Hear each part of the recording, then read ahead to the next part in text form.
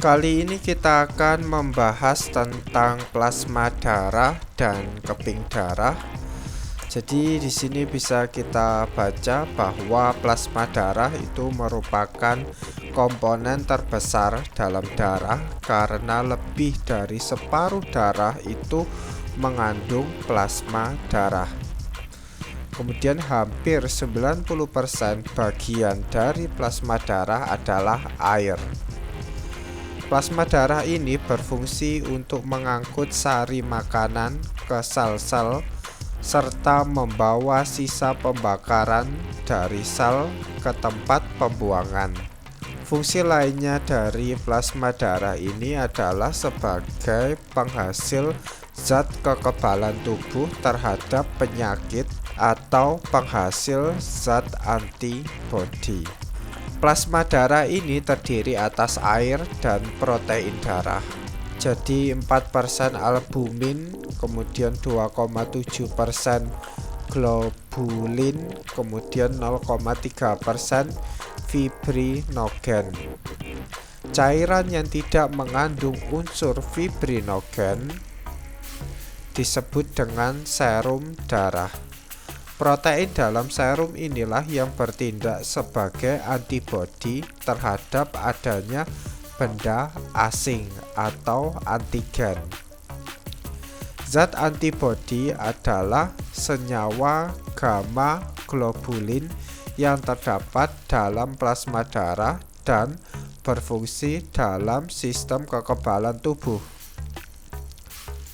Sekarang kita lanjut ke poin yang selanjutnya, yaitu tentang keping darah. Keping darah ini biasanya disebut dengan trombosit. Nah, ini adalah gambar dari keping darah. Bentuk keping darah itu tidak teratur dan tidak mempunyai inti.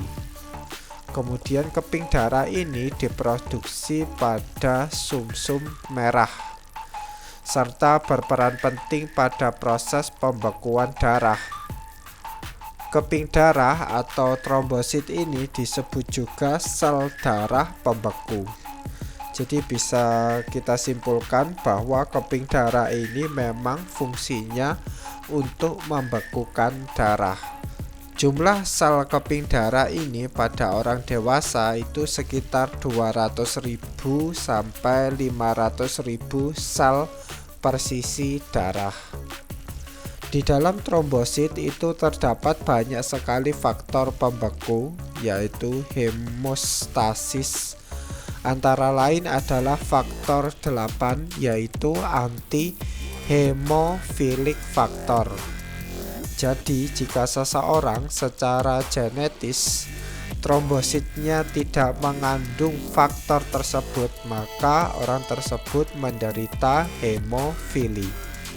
Ini sebagai informasi tambahan saja bahwa sel-sel darah itu tersusun atas, yang pertama adalah sel darah merah atau eritrosit, kemudian yang kedua adalah sel darah putih atau leukosit, kemudian yang ketiga adalah keping darah atau trombosit.